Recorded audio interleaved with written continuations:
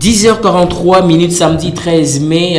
Madame, messieurs, bonjour. Bienvenue dans votre émission Tribune du Savoir. Un plaisir et un honneur pour moi de vous retrouver encore pour une énième fois. Bien, allez, c'est parti. John Cannon, le penseur libre devant ses micros. Derrière les caméras, vous avez Rigel Luzietto. Il y a Christian Kazadiki à la régie finale. Hector Badibanga est au programme. Les tous réalisent cette émission. Aujourd'hui, nous allons aborder un sujet très important et donc ce sujet est lié justement à la question de la position de l'opposition en République démocratique du Congo, son fonctionnement, le rayonnement et leur secteur, leur champ d'activité, s'il faut le dire, la voie qu'ils se sont engagés pour mener de l'opposition, c'est-à-dire contrer le pouvoir en place. Ils estiment que le président de la République, Félix Tshisekedi, ne gère pas bien le pays. Ils estiment que les choses n'évoluent pas, n'avancent pas très bien. Bazo Monake, Pona Bango et Sengelaki, président Félix Tshisekedi, Alungwa, Atika et Sika. Donc pour cela, et donc madame, messieurs, j'ai donc l'honneur de recevoir pour vous monsieur Hervé Kaïla. Il est politologue, je voulais dire, j'y arrive. Politologue de formation, acteur politique, il est membre de l'Alliance pour le changement, parti cher à Jean-Marc Abound à Kabound. Il est proche, donc très proche de Jean-Marc Abound. Il est également président de la Dynamique Kabound 2028. C'est avec lui que nous allons aborder toutes ces questions. Monsieur Hervé, bonjour, bienvenue. Bonjour, messieurs les journalistes. Comment vous allez? Oui, très bien, vous? Ça va aussi très bien, en forme. Très en forme. Pour affronter nos questions. Oui, pas de problème, sans faute. Très bien. Allez, l'opposition, on dit l'opposition a pété tout bandelana nouana. L'émission c'est en français en lingala. Bah le but que l'opposition ils allaient opposition a pété. Mais dites-moi un peu comment l'Alliance pour le changement, comment ça va? Non, le parti se porte très bien. Comme vous le savez, c'est un parti très jeune. Donc on avait d'abord le problème d'avoir l'agrément pour commencer nos différentes activités. Ce qui a été fait, tout marche normalement. Donc le parti se présente très bien. Ok, les partis évoluent très bien. Alors, lui-même, on va dire, Jean-Marc Abound se porte aussi très bien. Oui, Desrocs, le président est tellement en forme, donc tout va bien. Ok, tout va bien. Voilà. La manière dont le pays est en train d'être géré, je crois que ça va quand même. L'évolution, ils s'améliorent, amélioration. Bon, c'est une gouvernance à décrire. Hein. Quand vous avez une république des copains, donc il faut pas espérer quelque chose de bon. Actuellement, je peux vous le confirmer, les fonctionnaires ne sont pas payés, etc. Jusqu'aujourd'hui ? Jusqu'aujourd'hui, le 1er mai a été célébré, la fête du travail, mais rassurez-vous qu'il y a beaucoup de gens qui n'ont pas été payés. Donc, ce qui revient à dire qu'on aura le temps d'aborder cette gouvernance que je qualifie de beaucoup. Je ne peux pas parler d'incompétence, mais il y a trop d'amateurs. Trop d'amateurisme. Voilà, c'est comme beaucoup de gens crient, ils disent l'amateurisme au niveau de l'État. Mais vous avez fait le choix de vous engager dans l'opposition à un moment où plusieurs personnes préfèrent rester en silence, ils ne veulent peut-être pas parler. Et qu'est-ce qui a motivé votre engagement politique personnel à cette lutte, on va dire, pour migrer l'opposition? Vous le savez très bien, c'est la lutte libère. Donc, nous avons estimé de nous engager pour apporter des solutions efficaces parce que ça a toujours été une alternative par rapport à la réalité actuelle.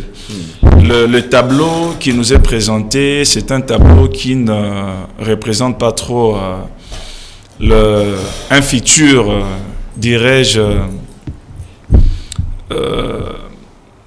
en termes d'un âge d'or pour la population congolaise, pour le pays. Raison pour laquelle, étant que jeunes, étant que Congolais, nous nous sommes dit, il n'y a pas de personnes inamovibles. Hein. On s'est dit que non, voilà, il y a des projets, nous avons des propositions à faire pour une meilleure gouvernance. Donc, comme vous le savez, la gouvernance, c'est toute une galaxie. Hein. Il y a la sécurité, il y a les finances, etc. Il y a la gestion des frontières. Et voilà, on s'est décidé d'aller s'engager en politique. Être dans l'opposition parce que, de l'autre côté, nous avons un point de vue qui est différent à ce que le régime actuel est en train de nous proposer. Très bien. Et surtout dans un contexte, comme j'étais en train de le dire, politique, qui est souvent marqué de la défiance, il y a beaucoup de jeunes comme vous qui tentent de proposer une certaine alternative pour remédier à différents problèmes que nous avons, comme ceux de l'opposition le disent. Et donc, quelles sont les actions concrètes que vous, en tout cas, vous menez actuellement pour incarner cette alternative et justement influencer positivement les débats de notre nation, la République démocratique du Congo?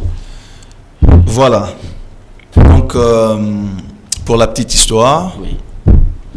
Nous avons essayé de faire un diagnostic de ces régimes actuels et nous avons estimé, dès le début, il y avait cette espérance-là que quand M. Félix Antoine Tshisekedi, le président actuel, était entré en fonction, il y avait cette espérance qu'il avait suscité, il y avait de l'enthousiasme, les gens espéraient qu'il y aurait un changement, je ne dirais pas dans l'absolu, mais voire des améliorations assez palpables. Mais ce qui n'a pas été fait. Et nous avons, premièrement, nous à notre niveau, créé une structure qu'on avait appelée Manof, Mwamba notre fief. Donc c'est à partir de Manof, que c'est une ASBL qui menait des actions caritatives, sociales à notre niveau pour stimuler les jeunes, les fédérer autour de notre projet social, à ce qu'ils soient capables de se prendre, premièrement, la véritable prise en charge commence au niveau de la conscience. Oui. Il ne suffit pas simplement d'observer, mais il faut être un acteur. Donc, Manof a été lancé, et après Manof, nous avons, à partir de Manof, nous avons essayé de mener des actions politiques. Il y a eu plusieurs sorties qui ont été faites dans ce sens-là. Les jeunes ont fédéré à notre vision pour essayer un peu de booster les choses, quoi. Donc c'est vrai, vous comprenez que si vous êtes dans l'opposition, vous êtes en face d'un verrou. Donc il faut vraiment avoir la clé, la meilleure des clés pour pouvoir ouvrir ces verrous. En RDC ou bien partout? Non, nous les ferons. Bon, généralement, ouais, les systèmes politiques, c'est différent. Hein. Les systèmes politiques, c'est différent. Et en RDC, nous avons nos réalités qui nous sont vraiment endogènes. Nos réalités qui nous sont endogènes. Et nous voulons apporter des solutions qui seraient vraiment efficaces. Donc, on comprend que le problème de la RDC n'est pas un problème, comme je l'ai toujours pensé, rédhibitoire. Donc, il y a toujours un moyen de pouvoir faire le mieux, changer les choses. Voilà. Ok. Donc, voilà, vous pensez changer les choses, faire le mieux avec ce régime. Est-ce que vous pensez que le régime Tshisekedi aussi donne la parole ou concède aussi l'opposition dans le sens où, à l'époque, on va dire, sous Kabila, les opposants vraiment étaient enfermés derrière bouche, mais vous pensez qu'il y a un changement dès l'avènement de ces régimes Tshisekedi? Non, d'ailleurs, je peux vous dire que la démocratie a chuté. La démocratie a considérablement chuté. Allez-y comprendre combien des acteurs politiques majeurs qui sont en exil, pour ne pas les citer. Vous allez comprendre. Parfois eux-mêmes qui vont sans pour autant qu'ils soient exilés, on va dire officiellement. Mais dès lors que vous avez la phobie de votre propre vie et que vous vous estimez par rapport aux actions, aux différentes menaces, vous vous dites que non, voilà, votre pronostic vital peut être engagé quand la police vient, les différents services de sécurité. Ils se sont estimés, donc voilà, ils sont à l'extérieur. Pour moi, j'estime que dès les débuts du régime, il y avait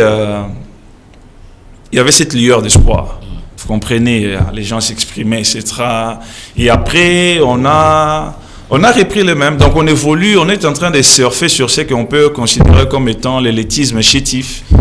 Donc il y a pas d'évolution. Nous sommes en train de stagner. Donc présentement, aujourd'hui, il y a des prisonniers politiques, il y a des acteurs politiques majeurs qui sont à l'extérieur du pays. Donc l'espace politique, je peux dire, est préempté. D'abord, la plupart de ceux qui sont de l'opposition, qui sont à l'extérieur, comme vous venez de le dire, aujourd'hui, Bazo Mona Bango, que ce sont des gens qui sont allés s'aligner avec les ennemis de la République.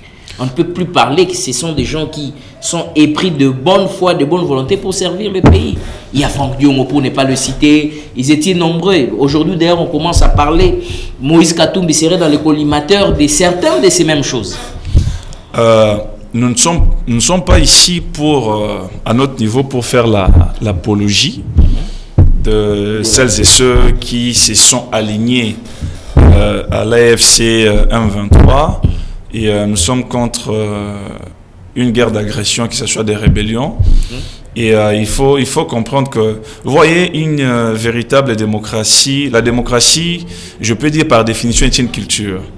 Comprenez? Et cette culture, déjà, l'opposition ancienne, je veux dire, les différentes oppositions qui se sont succédées, essayer d'ancrer cette culture donc il y a une liberté de parole. Il a fallu qu'il y ait cette liberté de parole. Cette liberté de parole a été, bien évidemment, comme je le disais dès le début de ces régimes en 2018, quand le président, ou en 2019, quand il a prêté serment, mais après, au gré des arrestations, au gré, comme je disais, les débats politiques actuels est préempté.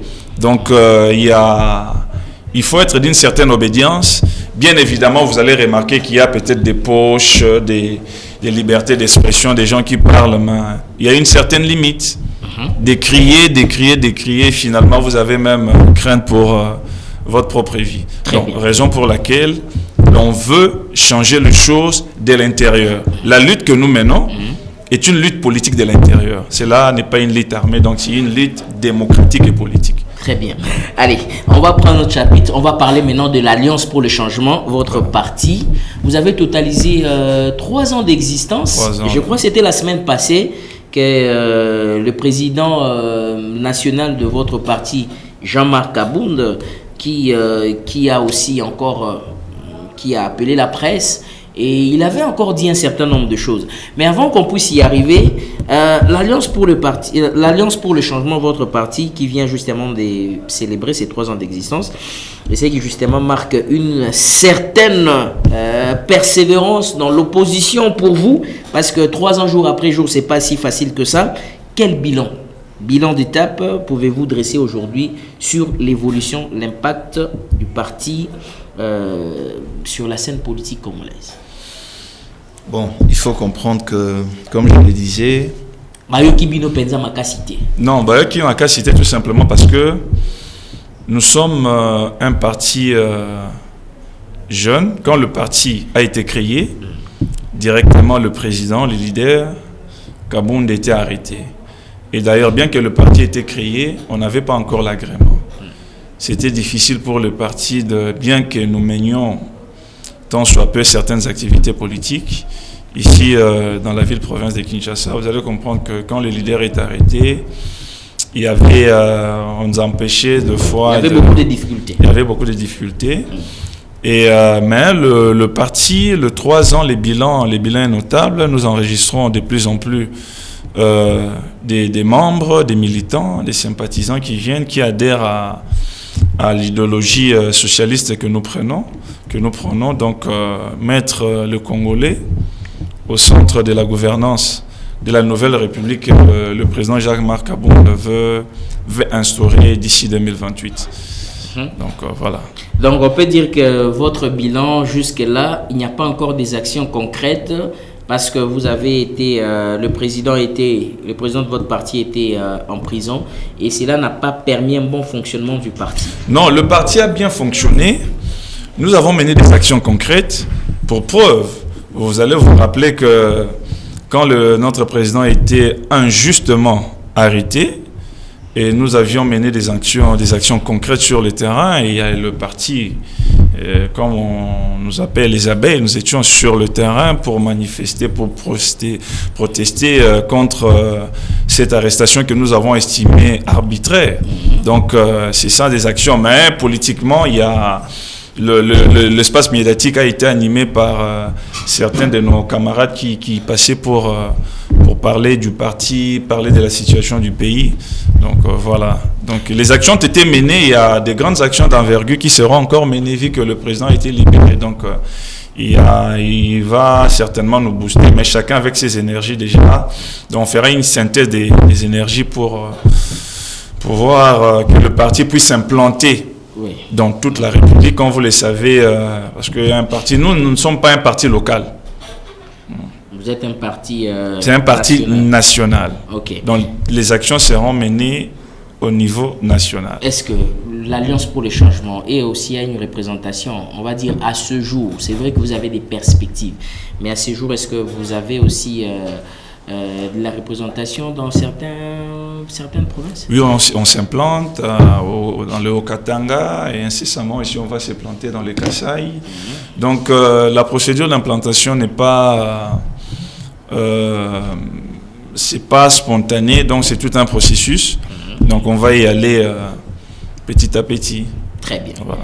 Allez, on va maintenant tourner, on va parler focus maintenant sur Jean-Marc Aboun. On va parler de son parcours, on parlera de ses ambitions, on va parler aussi des différentes choses qu'il est en train de proposer. Et donc, Jean-Marc Aboun, pour un petit rappel, il a été un acteur clé de l'UDPS, l'Union pour la démocratie et le progrès social, le parti d'ailleurs actuellement au pouvoir, et un compagnon de route de Félix Tshisekedi.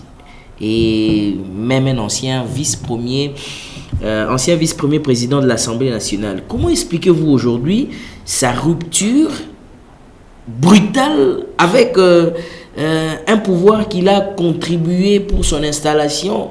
On va se souvenir même après la mort du Sphinx, c'est Jean-Marc Aboun qui était à la tête du pouvoir et qui était à la tête de l'UDPS. C'est lui qui a mené même jusqu'à ce que le président Félix Tshisekedi soit élu comme président de la République.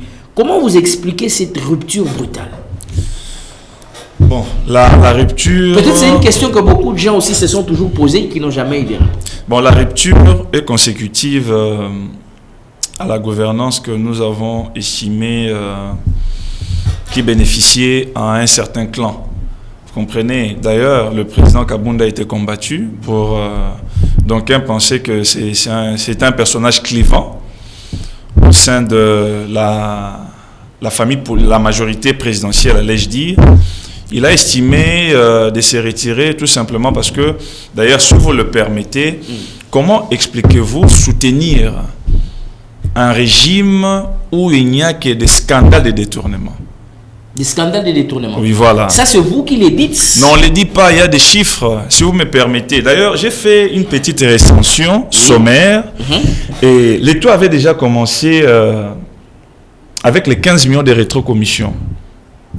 Que le DIRCAB à l'époque, qui était Vital Kamerhe. Où le président de la République avait dit que ce sont des rétrocommissions, ça se passe. Il avait essayé il faut ainsi dire, légitimer quelque chose qui n'était pas légal. C'est anormal pour vous?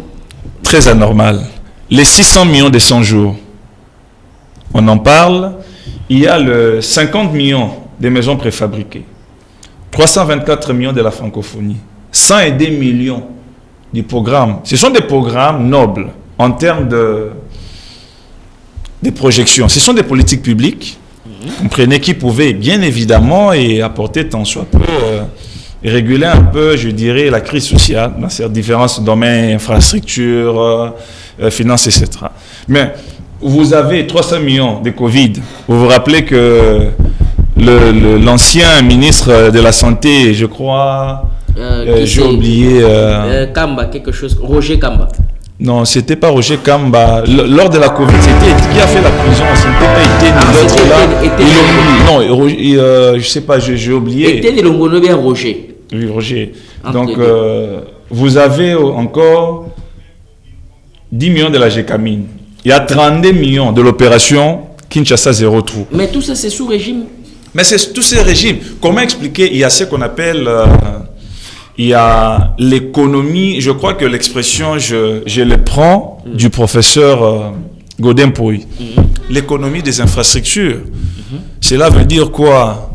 On nous construit des routes, je peux dire, qui ont une temporalité réduite. Et ça, donc ça dit où Mélaté? Oui, des routes qui font 2 mois, 3 mois. Regardez Kinshasa par exemple, pour ne prendre que l'échantillon. Il y a presque des chantiers partout. Inachevés, ils touchent ici, donc on est dans une gouvernance des tâtonnements. Vous comprenez? Et telle n'a pas été la logique du président Kabound. Quand nous sommes venus au pouvoir, il avait cette logique de changer les choses. Mais quand il a vu qu'il y avait tout autour, il y a les gardiens du trône, il y avait les mousquetaires de l'animation, que je peux les appeler, qui tenaient mordicus à leur mobilité sociale. Et le président Kabound est un homme d'une probité légendaire. Donc, il n'a pas voulu. Et rappelez-vous, mon frère, que le recyclage ne marche que pour les déchets. On ne peut pas recycler les idées.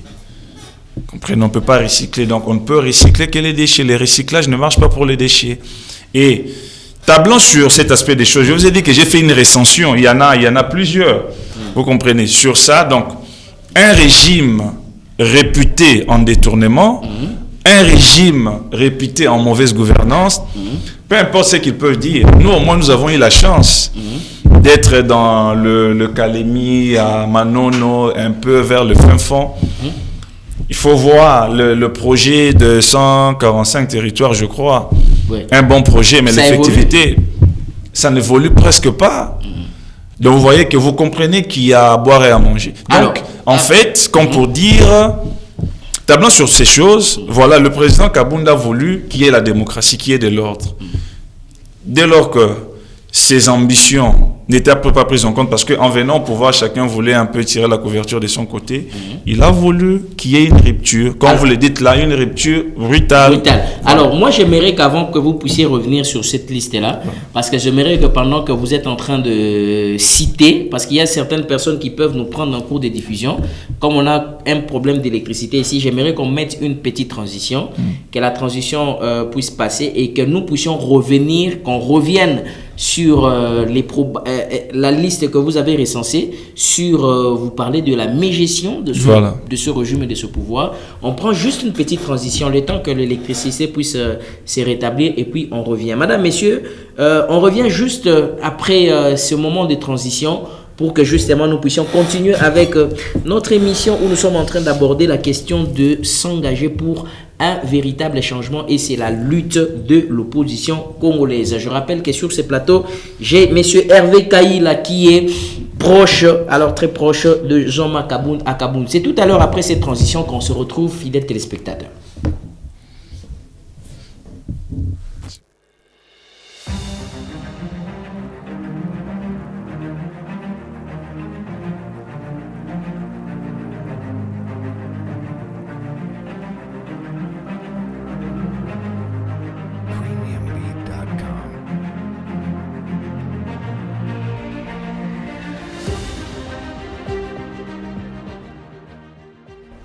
Bonjour, je suis John Kanono, journaliste politique indépendant. Je suis présentateur de l'émission Tribune du Savoir à la RTVA. Actuellement, je suis journaliste collaborateur extérieur dans plusieurs médias en ligne, presse écrite et l'audiovisuel. Je suis aussi consultant de certains médias. Je suis maître des cérémonies. Je suis aussi coach en prise de parole en public. Je suis bien évidemment éducateur de masse. Le journalisme, c'est une zone de confort pour moi, parce que depuis un certain moment, je peux parler de l'expérience bien évidemment, je suis dans le bain. C'est avec cette passion, c'est aussi de l'art, parce que c'est dès le jeune âge que nous avons opté pour ce métier, quoiqu'il n'était pas encore professionnel. Je suis diplômé des sciences politiques, précisément de relations internationales, mais avec plusieurs formations sur le journalisme. Et donc, en termes d'expérience, j'ai dû réaliser plusieurs émissions en recevant des acteurs politiques, des entrepreneurs, des pasteurs, des ménageurs, des combattants, des combattantes, des battantes dans le métier. Donc bref, le journalisme reste pour moi un domaine élu et exclusif. Et depuis lors, je me suis dit qu'il fallait s'intégrer complètement dans le domaine pour être à la disposition de tout celui qui voudrait, etc., du travail avec nous. Je vous dis au revoir et à très bientôt.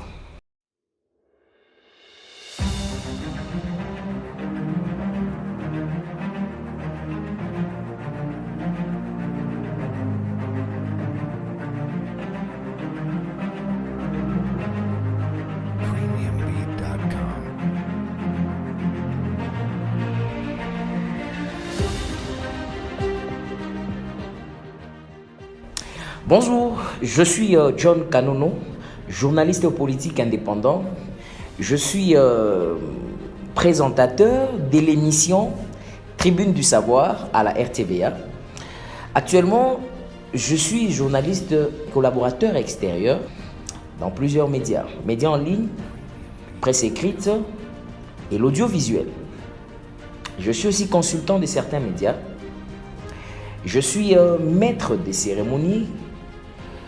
Je suis aussi coach en prise de parole en public. Je suis bien évidemment éducateur de masse.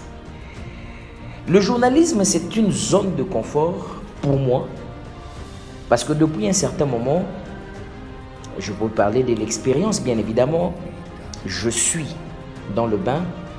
C'est avec cette passion, c'est aussi de l'art parce que c'est dès le jeune âge que nous avons opté pour ce métier, quoiqu'il n'était pas encore professionnel. Je suis diplômé des sciences politiques, précisément de relations internationales, mais avec plusieurs formations sur le journalisme. Et donc, en termes d'expérience, j'ai dû réaliser plusieurs émissions en recevant des acteurs politiques, des entrepreneurs, des pasteurs, des ménageurs, des combattants, des combattantes, des battantes dans le métier. Donc bref, le journalisme reste pour moi un domaine élu et exclusif. Et depuis lors, je me suis dit qu'il fallait s'intégrer complètement dans le domaine pour être à la disposition de tout celui qui voudrait acceptera du travail avec nous. Je vous dis au revoir et à très bientôt.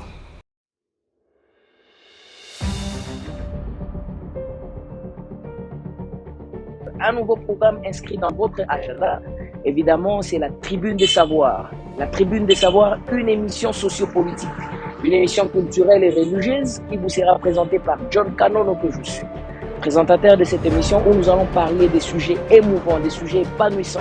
Et nous allons ensemble avec vous traiter interactivement, soit avec un invité où nous allons analyser. Vous qui avez la nature d'apprendre, vous qui avez la culture, n'est-ce pas, ce souci-là de comprendre, compréhension de ce qui se passe, n'est-ce pas, sur la scène de notre pays, évidemment avec des sujets sociopolitiques, culturels, des sujets religieux et des sujets éducationnels. Évidemment, vous allez nous rencontrer dans cette tribune. Venez nous rejoindre ici sur la RTVA.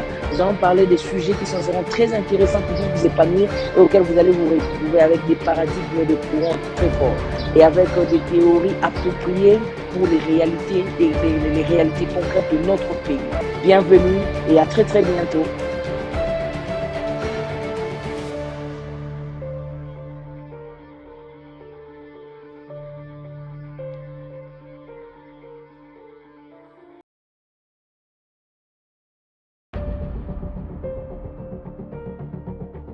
Un nouveau programme inscrit dans votre agenda, évidemment, c'est la Tribune des Savoirs. La Tribune des Savoirs, une émission sociopolitique, une émission culturelle et religieuse qui vous sera présentée par John Kanono que je suis, présentateur de cette émission où nous allons parler des sujets émouvants, des sujets pas.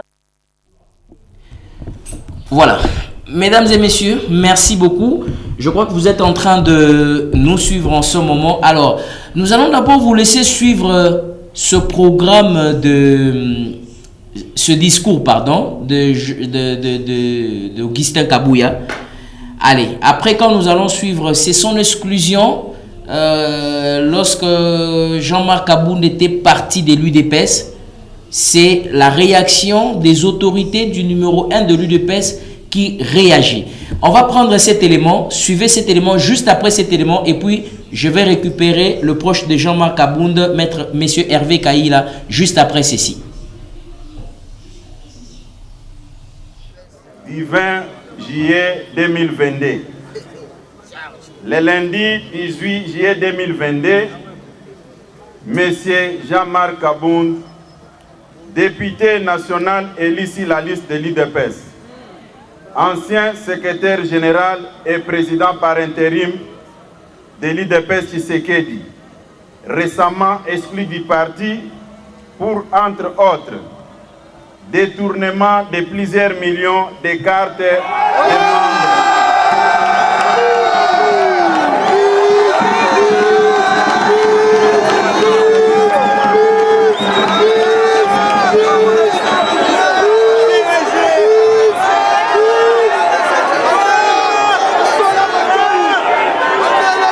Le lundi 18 juillet 2022, M.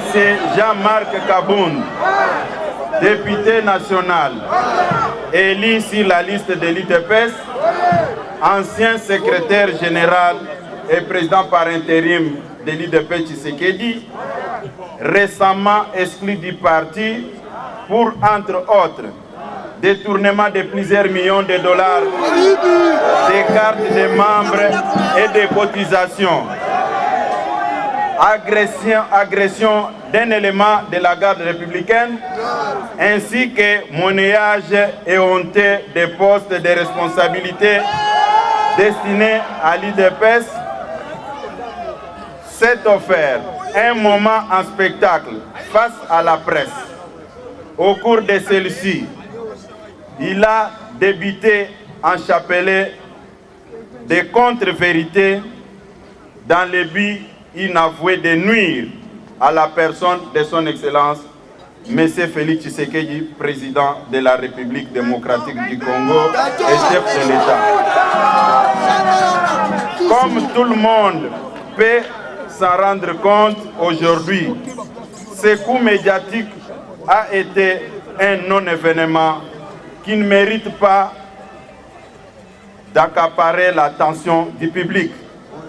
Ça a été un coup de pétard mouillé et une nuée de fumée déjà engloutie dans l'atmosphère. L'Union pour la démocratie et le progrès social UDPS Tshisekedi Ansig a suivi ces déclarations qu'elle considère comme injurieuses, diffamatoires et séditieuses, dirigées non seulement contre le parti, mais aussi contre son Excellence, Monsieur le Président de la République. En effet, plutôt que de dire à l'opinion les raisons profondes qui ont conduit à son exclusion de l'UDPS, M. Jean-Marc Kabound, un homme frustré, a volontairement choisi d'extérioriser ses frustrations en débitant des mensonges dans le but de distraire et de tourner l'opinion nationale dans son élan de la mobilisation et de solidarité avec nos forces armées engagées sur les champs de bataille sous le leadership du commandant suprême des forces armées et de la police, son Excellence, Monsieur le Président de la République, Félix Tshisekedi Tshilombo, et sur les partis UDPS qui lui a tout donné. Dans les lignes qui suivent, nous vous exposons la personnalité de M. Jean-Marc Kabound pour vous permettre de comprendre sa vraie nature, qui justifie tous les faits et actes passés et présents, avant de révéler et de tordre les coups à ces contre-vérités avec chiffres à l'appui. Les vraies raisons de l'exclusion de M. Jean-Marc Kabound de l'UDPS, poussé par la folie du pouvoir, les malins de Jean-Marc Kabound ne s'étaient jamais empêchés de s'ériger en justicier qui non seulement s'est donné l'audace d'interpeller les gens, mais aussi infliger, sans titre ni qualité, des châtiments corporels à ses victimes. Il ne se gênait pas de confisquer les biens d'autrui dont les carrés miniers et autres biens matériels.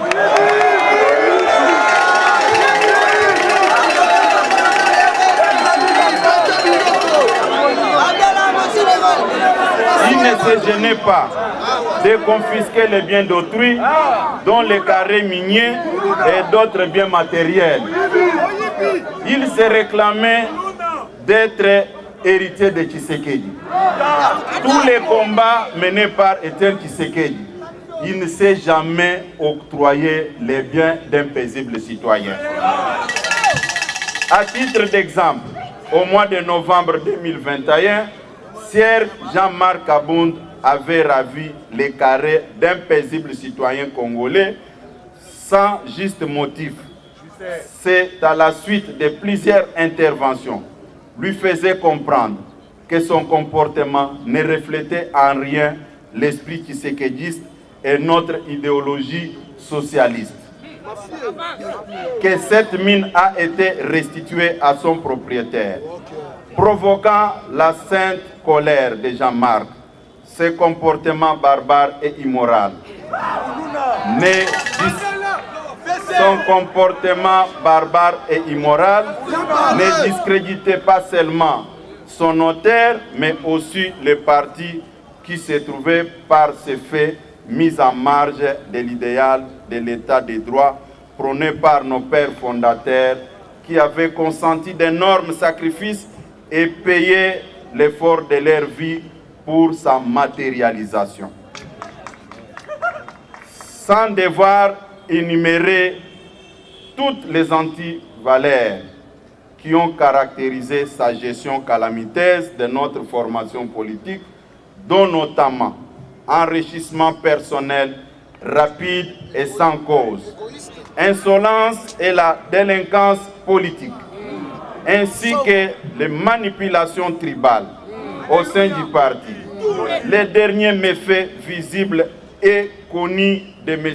Jean-Marc Kabunda, qui lui a valu l'exclusion de l'IDPS, n'est pas une quelconque contradiction idéologique ou politique avec le chef de l'État, Félix Tshisekedi. Moins encore avec les instances du parti dont il assurait personnellement de manière autocratique la direction, mais plutôt sa délinquance qui l'a conduit à humilier publiquement par les canaux de ses gardes du corps un membre de nos forces armées, plus précisément un élément de la garde républicaine. Ayant étalé constamment son immoralité sur la place publique, son incapacité à vivre dans la société des personnes civilisées et son refus de se soumettre aux valeurs de la social-démocratie, l'IDPS avait choisi de chasser Sieur Jean-Marc Abound de ses rangs pour préserver les acquis de sa vie.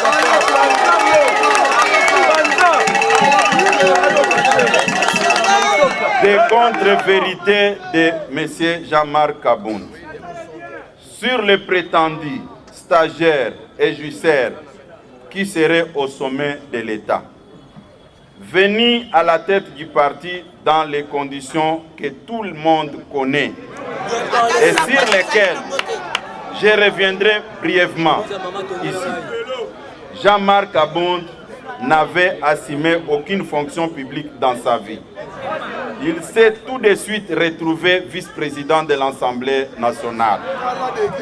Il a été seul à la sélection, ou bien il a été seul à sélectionner les 90% des collaborateurs actuels du chef de l'État et la totalité des membres du parti au gouvernement. À les qualifier des stagiaires, soit qu'il les avait sélectionnés à dessein pour nuire au mandat de l'IDPS et de son Excellence, Monsieur le Président de la République, à la tête du pays. Soit qu'il était lui-même d'une incompétence caractérisée, qu'il ne les avait pas su stagiaires. Lorsque Sier Kabound parle des Jusser, il faut qu'il précise s'il ne s'adresse pas à lui-même. En une année du mandat à l'Assemblée nationale, il construit une école d'une valeur de 350 000 $, soit équivalent de 30 000 $ américains mensuels. Alors que 2 ans avant, M. Kabound n'avait pas un trait de vie que nous avons vécu ces derniers jours. Sur la gestion de la guerre, à cette période où le pays fait face à une agression rwandaise, en même temps que la nation se mobilise autour du chef de l'État pour soutenir nos forces d'armée, l'UDPS est surprise par les déclarations tapageuses et irresponsables débutées par Sier Jean-Marc Kabound, affirmant sans preuve que le régime Tshisekedi n'a rien investi dans l'armée. Par ces déclarations, M. Jean-Marc Kabound a montré clairement son acquaintance avec les ennemis de la République et devrait désormais être traité des traîtres de la nation. Car, plus que jamais, notre armée n'a jamais occupé les centres de préoccupation de nos dirigeants plus que maintenant. Les militaires sont recrutés, formés, équipés. Des efforts visibles sont consentis pour améliorer leurs conditions de vie. J'en passe. Sur les prétendues faibles mobilisations des recettes. En ce qui concerne les finances publiques, depuis 2019, le budget de l'État a subi chaque année de fortes mutations en termes d'amélioration des performances dans le recouvrement des recettes publiques et dans les dépenses sociales. De 3 milliards de dollars du niveau de réalisation des assignations budgétaires avant 2019, soit la moyenne de 40%. Le budget de l'État est en train de hisser autour de 10 milliards de dollars, soit plus de 3 fois de la situation de 2018, avec une mobilisation dépassant largement 100% de prévention dans un contexte de récession mondiale liée notamment au Covid-19 et la guerre en Ukraine. Le stock de réserves d'échange international est en fort d'accroissement de 8 millions. Très bien, voilà, vous venez de suivre justement, ça c'est Augustin Kabouya, secrétaire général de l'UDPS, qui après Jean-Marc Kabound a travaillé aux côtés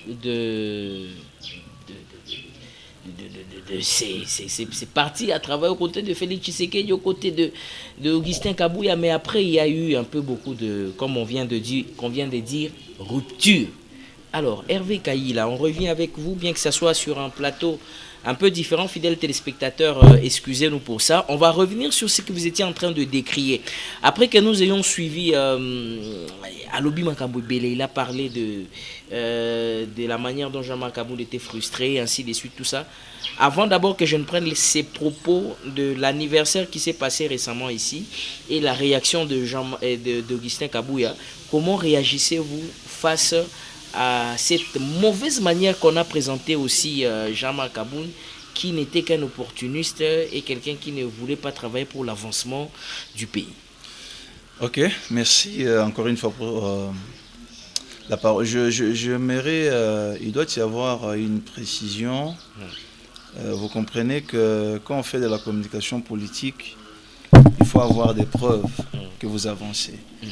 Il ne suffit pas simplement de surfer sur une vague de monstration. Donc vous avancez dans une communication ratée. D'ailleurs, il faut se rappeler que le président Kabound était mieux placé que le monsieur Kabouya au sein de l'UDPS. Donc il avait tout intérêt de rester au parti pour, entre guillemets, comme il estime, bénéficier de tous les avantages que le régime en place lui aurait accordé. Tout simplement, comme je vous disais, c'est un homme d'une probité légendaire qui ne voulait pas tout simplement sacrifier toutes ces années de combat. Il faut rappeler quand il était à l'intérieur du pays, il a mené des combats pour la démocratie, pour le bien-être de son peuple. Il ne pouvait pas accepter que tous ces combats soient jetés en pâture. Raison pour laquelle il a estimé mieux de pouvoir rompre avec un pouvoir que je vous disais, dont je me disais qui ont fait l'apologie des détournements. Donc la rupture ne pouvait être... cette rupture, je disais qu'elle est consécutive à plusieurs facteurs. L'un des facteurs, par exemple, tout a commencé avec les 15 millions de la rétrocommission que le président de la République avait à l'époque légitimé quand M. Vital Kamerhe était son DIRCAP. Quand M. Vital Kamerhe était son DIRCAP. Oui. Vous avez 600 millions de 100 jours. Donc c'est un régime qui excelle en détournement. Régime Tshisekedi. Bien évidemment. Vous avez 600 millions. J'ai fait une recension sommaire, raison pour laquelle je me suis toujours dit que le recyclage ne marche que pour le déchet. On ne peut jamais recycler les idées. Dans ce pays ou bien partout ailleurs? On parle d'abord dans le contexte actuel. La RDC. On peut généraliser, faire une étude comparative un peu plus tard. Pas les idées. Tout simplement parce que vous allez remarquer que quand les prémices sont fausses, la logique voudrait que la conclusion aussi soit fausse, donc biaisée. Donc vous commencez déjà par un détournement, bien que minime. On a essayé de minimiser, de trouver que 15 millions, c'est la République, un grand pays. Après les 15 millions, nous sommes arrivés à 600 millions pour le programme de 100 jours. 57 millions maisons fabriquées. Maisons préfabriquées. Maisons préfabriquées. 324 millions pour la francophonie. 102 millions pour le programme Tshilé-Gelou. 300 millions pour la lutte contre le coronavirus, Covid-19. 600 millions RAM, qui est une vaste escroquerie jusqu'à l'heure actuelle. Tout le monde, même vous, messieurs les journalistes, vous avez subi des conséquences. Tout ça, régime Tshisekedi. Tout ça, c'est toujours le même régime. Vous avez 10 millions de la GECAMINE, vous avez 32 millions. Un vaste détournement des zéro trous. Je vous disais qu'ici, il y a une expression que je l'utilise, que je l'ai eu du professeur, l'économiste Godin Pourri, qui parlait de l'économie des infrastructures. Qu'est-ce qui se passe? Si vous remarquez très bien, vous remarquez que dans la République, il y a presque la réhabilitation de routes. Tout simplement pourquoi? Parce qu'il y a des routes qui sont construites avec une temporalité réduite. Des routes construites pour 1 mois, 2 mois, 3 mois. C'est ça le problème. Non, on peut revenir 3 mois après 5 mois. Mais vous ne pensez pas que peut-être c'est les moyens qui ne sont pas disponibles? Non, ce n'est pas un problème de moyens, mais vous venez de faire balancer une image ici dans le SG de l'UDP s'est vanté de la mobilisation des recettes. Comme pour dire que le président Kabound était en train de décrier une faible mobilisation des recettes. Lui vient brandir, il est venu faire cette monstration, disant que non, voilà, le pays, il y a une mobilisation des recettes. Mais dites-moi, à quoi sert ces mobilisations des recettes? Si ce n'est pas pour les détournements, il y a l'argent. Ils peuvent faire mieux. Tout simplement, c'est une république des copains. Ils ont pensé peut-être que non, voilà, le président Kabound était un personnage clivant. Non, il a voulu récompenser la lutte, récompenser le véritable militant, récompenser le peuple congolais de cette vraie lutte pour l'instauration d'un état de droit. Est-ce qu'aujourd'hui on peut parler que la République démocratique du Congo c'est un état de droit? On ne peut pas en parler tout simplement. Combien d'acteurs politiques sont en exil? Donc je peux continuer ma liste. Donc, il y en a encore. Il y en a plusieurs. Vous avez des 142 millions, des 145 territoires. Vous avez des 100 millions, achat de 4 drones. Donc, vous avez 697 millions. Est-ce que présentement, avez-vous une carte d'identité? Tout ça. Il n'y en a pas. Tout ça, c'est les régimes. 697 millions de dollars. Je parle en termes de dollars. Vous comprenez que nous sommes en face. Vous pouvez faire vous-même les calculs. Donc, la liste n'est pas exhaustive. Donc, nous sommes en face d'une gouvernance complaisante. Alors, Félix Tshisekedi a géré ensemble. On va dire parce que Jean-Marc Abound aussi était au début de la gestion de Félix Tshisekedi. Mais quand la Bible dit que deux personnes ne peuvent pas marcher ensemble s'ils ne se mettent pas d'accord, il y a des idées opposées. Il y a de l'autre côté les camps qui militaient pour le social. Parce que, étant un parti de gauche, donc vous êtes dans l'économie, vous êtes dans la social-démocratie, vous comprenez, étant un parti de gauche, dès lors que vous voyez que ça ne marche pas très bien. Les différentes raisons de cette séparation que vous avez qualifiée de brutale. Donc c'est une rupture, une cassure, excusez-moi, allais-je dire, avec les anciennes pratiques. Mais on va lui attribuer aussi une part des responsabilités dans cette gestion. Non, on ne peut pas lui attribuer... Bon, dites-moi, parce qu'actuellement, que pouvons-nous reprocher au président Kabound, par exemple? Parce que d'ailleurs, datant, il avait milité au sein qui est la baisse de train de vie des institutions. On en parle aujourd'hui tout simplement parce qu'il y a guerre à l'Est. À l'époque, il en avait parlé. Mais qui a voulu les soutenir? Donc nous sommes dans un régime, dans ce qu'on peut appeler l'élitisme chétif. Donc c'est une expression que j'apprête au professeur Arimo Vasakani. Donc vous voyez, il y a le politicien congolais ont une agilité de primates. Vous connaissez les singes qui savent, ils sont tellement agiles de quitter un arbre à l'autre, là où ils savent que non, ils peuvent avoir un fruit à manger. C'est ça le malheur de la République démocratique du Congo. Alors, j'aimerais rapidement vous poser la question. Vous savez que beaucoup estiment que pour être un véritable opposant très crédible et fort, je voulais dire, il faut avoir des propositions, des idées. Il faudrait que vous puissiez être sur terrain. Il faut qu'on vous voie, vous devrez être visible. Alors, je voulais vous poser la question. Quelles sont justement les propositions concrètes de Jean-Marc Abound qu'il a eu à proposer? Je vois, vous venez de citer un. Vous venez de dire qu'il s'opposait à la réduction des trains de vie des institutions, mais qu'il a vraiment proposé lorsqu'il travaillait aux côtés du président Félix Tshisekedi. Non, voilà, il y a... vous voyez, au Congo, ce n'est pas les idées qui manquent. Vous comprenez? Je venais vous de citer tous ces projets ici, ce sont des idées. Vous comprenez? Ce sont des idées, mais tout simplement, quand ces idées ne sont pas mises au service de la population, ça crée ce que Bourdieu a qualifié des effets pervers. Vous comprenez? Donc, il y a ceci. Le président Kabound n'a aucune part de responsabilité dans ces régimes. Aucune? Bien évidemment. Bien évidemment. Aucune part de responsabilité. Mais je vous dis, ils vont les décrier. Vous venez de faire passer, c'est ce que j'appelle, c'est simplement, vous connaissez, la République est un continuum. La République est une continuité.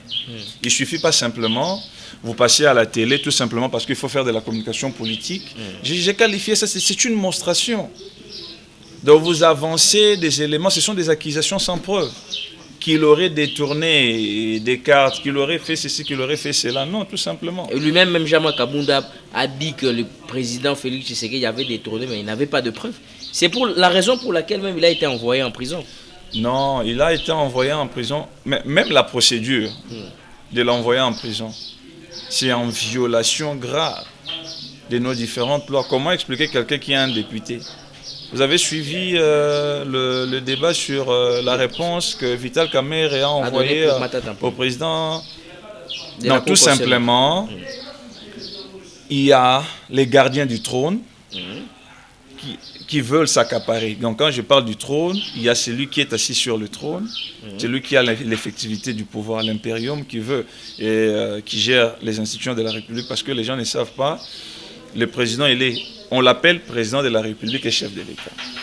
Donc, il est patron des institutions en tant que chef de l'État. Le président de la République, c'est un fonctionnaire non statutaire. Donc, il y a des gardiens du trône qui veulent bénéficier de tous les avantages que procure et un pouvoir. C'est tout simplement, ils ont voulu considérer un monsieur comme le président Kabound, comme je vous disais, et qui a une probité légendaire. Ils sont passés à la télé avec des idées baroques, des fausses idées, tout simplement pour salir la personne de Jean-Marc Kabound. Mais il faut essayer d'approcher, parce que vous voyez, le problème ici, ce n'est pas un problème des individus. Comprenez? Bien sûr, c'est l'individu qui incarne. Parce que moi, si je parle du président Kabound, je parle de sa vision politique. Je ne parle pas de lui ici comme étant la personne.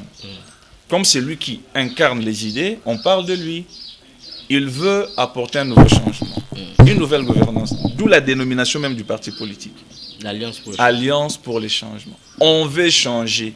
Les changements qu'on aurait penser avoir avec l'UDPS, c'est pas ces changements ici. Très bien.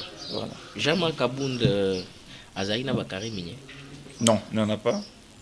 Mais ce qui est vrai, mais le régime actuel, c'est un régime de carré minier. Mais il n'y a pas Azaïna Babotoli. Non, c'est faux. Kabou a lobby que. Mais si tel est le cas. Par rapport à ça. Mais remarquez, mon frère, il semblerait que, monsieur le journaliste, Kenanga est frustré.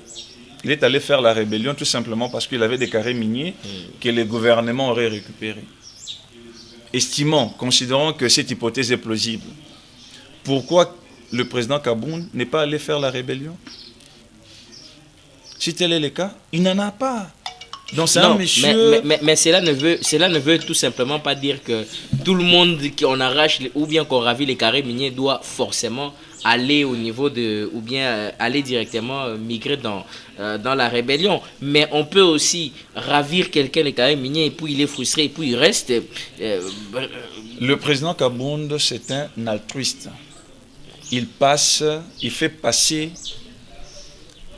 les intérêts de sa population avant le sien. Il a construit une école vers Njelikilamb avec la sueur de son front qui devait bénéficier. Oui, Jean-Marc Kabound, bien évidemment. Qui devait bénéficier à sa famille, à ses enfants.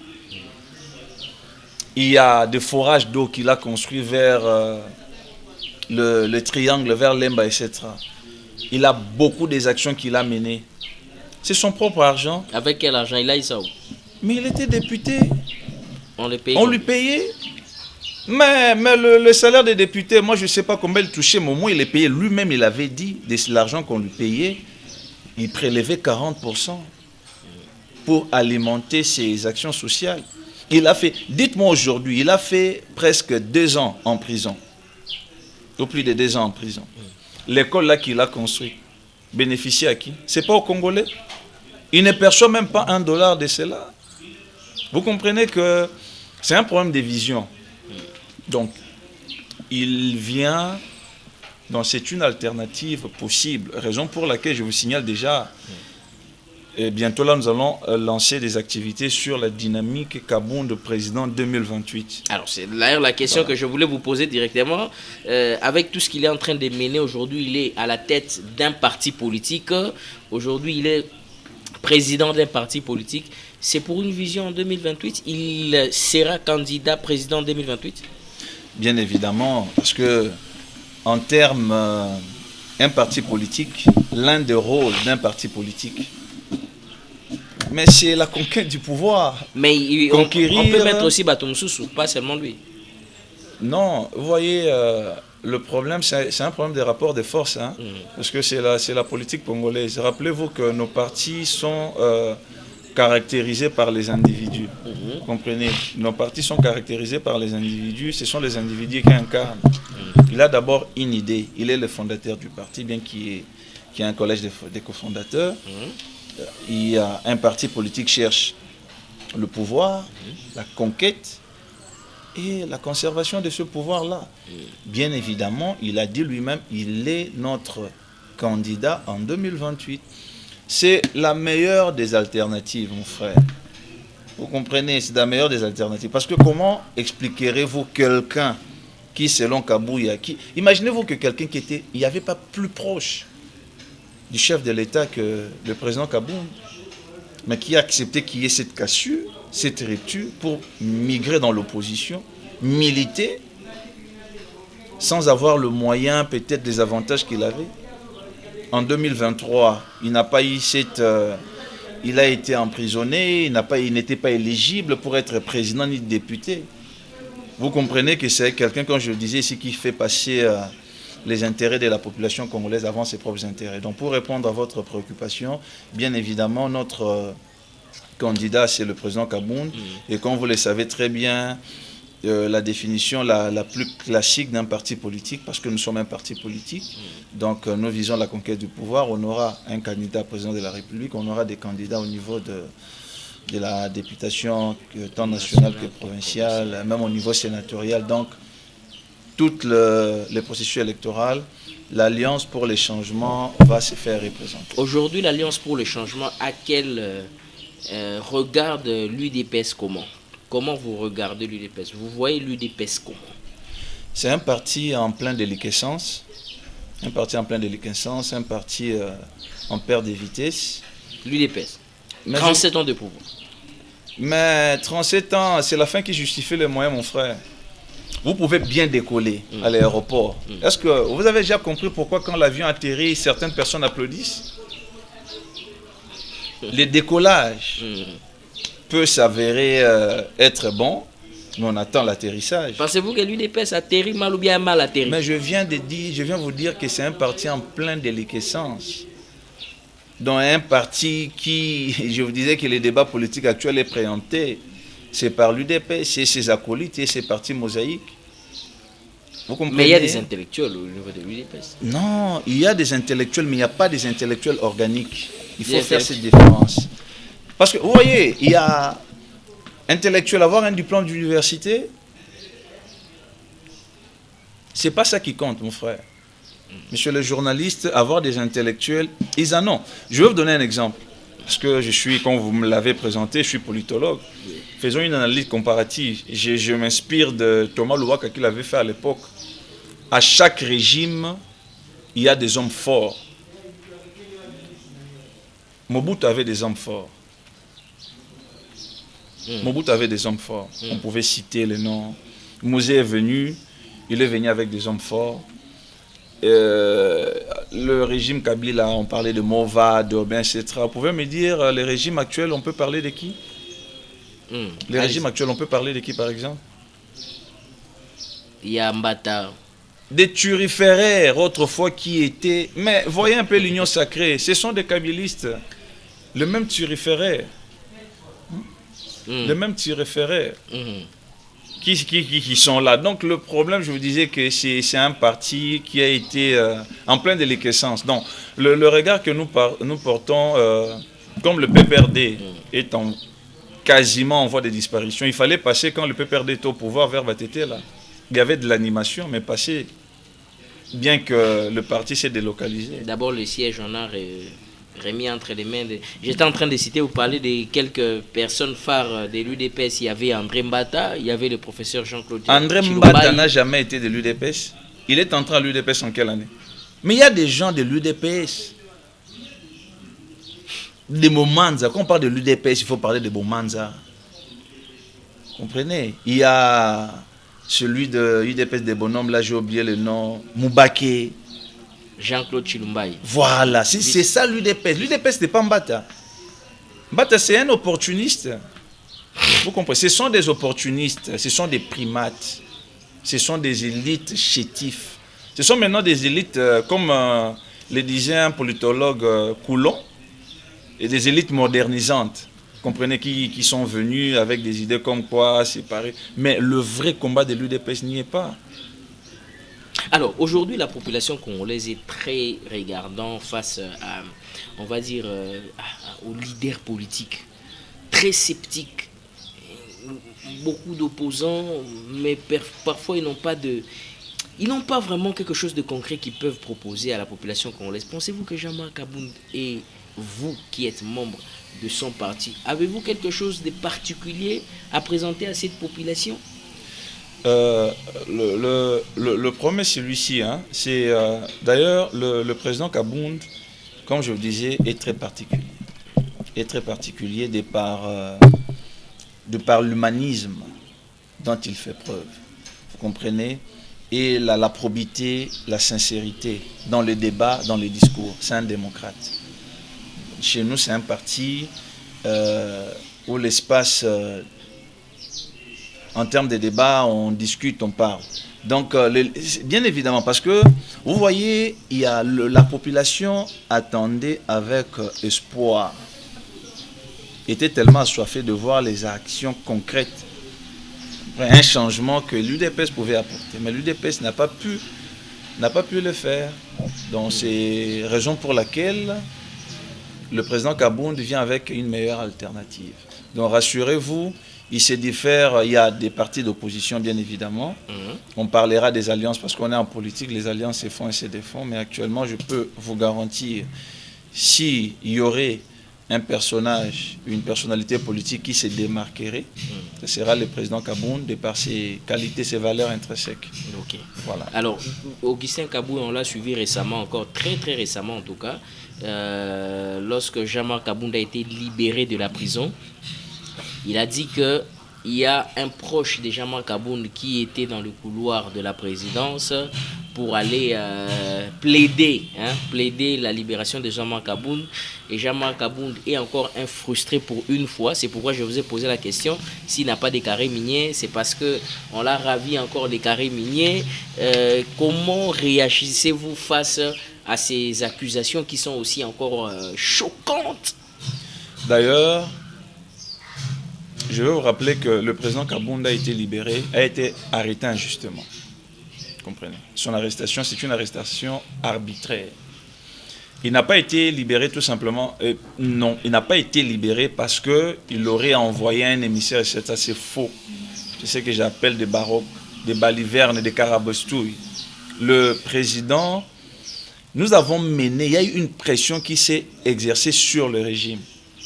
À l'international qu'à l'interne. Le parti aussi a organisé plusieurs fois des marches dans ce sens-là, exigeant une libération sans condition du président. Il n'y a pas eu des appels comme ça. Il n'y aurait jamais des appels. Jamais il y aura. Il n'y a pas des appels. Mais la plupart, rappelez-vous, la plupart des prisonniers, vous le savez même depuis Kabila, même que ce régime est en train d'emprisonner. Ils tombent souvent malades, 3 mois après ils sont malades. Est-ce que vous aurez déjà entendu le président Kabound, ne serait-ce que même une fois dire que non, il souffrirait de la malaria? Il aurait dû rester en prison, même s'il fallait faire 10 ans, 20 ans. Vous savez pourquoi on l'appelle des rocs? Ils le savent, l'UDPS, ils sont embrouillés. Ce sont des brebis égarées, ils vont revenir à la vérité un jour. C'est simplement, c'est de l'embellissement en termes de communication. Vous voyez, la masse a besoin des idées courtes. Kabound voleur, celui-ci c'est ci, c'est ça. Ça enthousiasme la masse. Donc Kabound a été libéré à la suite. Sa libération est consécutive aux différentes pressions internes et externes. Donc on va dire que s'il y a eu ces pressions et puis il a été libéré, donc le régime Tshisekedi quand même écoute aussi, ils mettent l'état de droit en place. Non, c'est pas mais quand il y a pression, c'est plus l'état de droit. Vous cédez parce que vous reconnaissez déjà que non, voilà, son arrestation était arbitraire. Sinon, on aurait dû aussi libérer certains, donc un qui se retrouverait actuellement en prison. Aujourd'hui, vous voyez Jean-Marc Kabound aussi aller s'allier peut-être à Joseph Kabila, à Moïse Katumbi, à Martin Fayulu pour former un bloc. Et... Ne sont-ils pas des Congolais? Bien évidemment, le président Kabound l'a dit sur RFI. Donc il peut, parce que ce sont des alliances. Si c'est pour l'intérêt du peuple, si c'est pour l'intérêt de la nation congolaise, ça ne pose pas de problème. Même parler, bon, il n'ira pas voir le président Félix, mais si le président Félix estimait qu'il peut venir vers lui, la porte n'est pas fermée. Ah, donc si même il y a probable rencontre entre Kabound et Félix Tshisekedi, ça pourra se faire. Ça pourra se faire, mais il ne lui ferme pas la porte. C'est un démocrate, il est ouvert. Non, c'est au président, mais le président Kabound n'est ni demandeur ni commandeur d'un poste ministériel ou d'un gouvernement, excusez-moi, d'union nationale. Il n'est pas demandeur, il n'est pas participant. Parce que ce n'est pas le gouvernement entre guillemets, soi-disant de la cohésion nationale qui résoudrait le problème congolais, non. Mais si le président venait vers lui, il est ouvert. Alors, si il va lui dire certaines vérités, ce qu'il pense. Si par exemple on lui proposait un poste au niveau du gouvernement pour gérer tel X ou Y... je vous ai dit qu'il n'est pas demandeur. Non, si on le proposait, lui ne demande pas. Mais va proposer, c'est que nous allons Premier ministre. Il n'est pas motivé.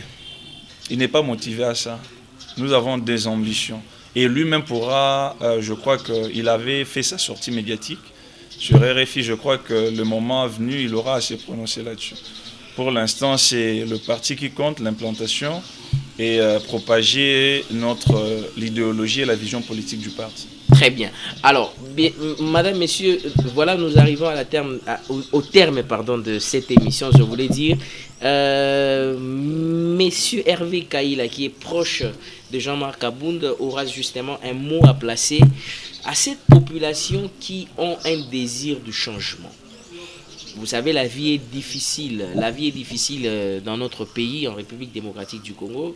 Les embouteillages, d'ailleurs, vous et moi, pour arriver ici, ce n'était pas du tout facile. Il y a des problèmes liés à l'insécurité. Goma est sous l'emprise des ennemis, Bukavu y compris. Il y a des situations à gauche, à droite qui n'évoluent pas. Les choses, par moment, de la manière dont nous le souhaitons, ça ne se passe pas de cette manière-là. Alors, vous vous inscrivez dans la ligne de l'opposition. Ce peuple qui vous écoute, vous avez votre caméra qui est en face de vous. Qu'est-ce que vous venez avec un mot en tant que parti de l'opposition? Voilà pour le dernier mot. Merci, messieurs les journalistes. Nous amenons une gouvernance organique, donc qui tient compte de tous les angles de ce qu'on peut appeler une gouvernance d'un point de vue holistique. Du point de vue de la sécurité, du point de vue de l'éducation, de la couverture médicale, des infrastructures. Et le président Kabound a une meilleure vision parce que nous demanderons à la population qu'il y ait une rupture. Parce qu'on prend le même et on reprend. Donc dès qu'on prend le même et on reprend avec ces régimes, on n'a rien à espérer. Il faut un nouveau vent, c'est un nouveau souffle. C'est ce qui incarne le président Jean-Marc Abound. Donc nous demanderons, je peux lancer un appel à la population de croire à cette vision, aux Congolaises et aux Congolais de croire à cette vision, de venir adhérer massivement au parti Alliance pour les changements et militer avec nous pour véritablement instaurer un état de droit, mettre l'homme congolais ou la femme congolaise au centre de la gouvernance. Et qui est tant soit peu la sécurité, avoir des frontières qui ne seront plus poreuses et éteindre tout le poche des résistances, des rebelles, des agressions, que nous puissions trouver l'intégrité nationale de la République démocratique du Congo. Très bien. Et cela ne peut se faire qu'avec la personne de Jean-Marc, de par ses idées, de par sa volonté de changement. Alors on finit avec cette question. Comment vous évaluez les bilans du président Félix Tshisekedi? Négatif ou positif? C'est un bilan négatif, largement négatif. Pensez-vous que c'est lui le problème ou ceux qui sont autour de lui? Il est la tête, donc nous ne voyons que le président. Parce que quand Kabila était là, je me rappelle une fois quand il y a coupure de courant, Kabila on crie. Je crois qu'il est un peu complaisant et un peu gentil dans sa manière de gouverner. Dernier mot à Félix Tshisekedi, si vous avez un mot à placer pour s'adresser au président Félix Tshisekedi. Bon, nous sommes des démocrates. Il a été élu, nous estimons démocratiquement, en 2018 et 2023. Nous attendons 2028 qu'il puisse respecter la Constitution, laisser place aux autres. Comme au président Kabound qui sera élu démocratiquement aussi, comme il l'a été. Très bien. Merci beaucoup, madame, messieurs. C'est donc par ici que nous clôturons cette émission. Hervé Kaïla, qui est politologue, il est proche de Jean-Marc Abound à Kabound. Il est donc analyste politique et il est également président de la dynamique, c'est quoi? Kabound président 2028. Kabound président 2028. Alors, on aura à le recevoir encore pour une énième fois. Là, ça sera peut-être je vais le proposer Alain Moukouna. Et on va voir comment on va essayer d'avoir un débat qui sera plus équilibré. Merci à vous qui avez suivi cette émission.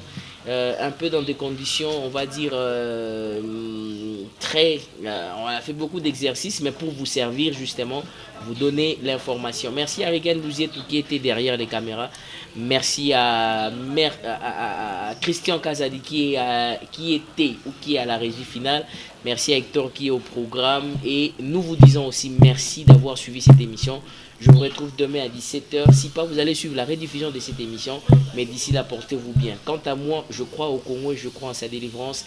Mais chacun de nous doit jouer sa partition convenablement. Fidèles téléspectateurs, au revoir et on se retrouve à la prochaine. Merci. Merci. Okay.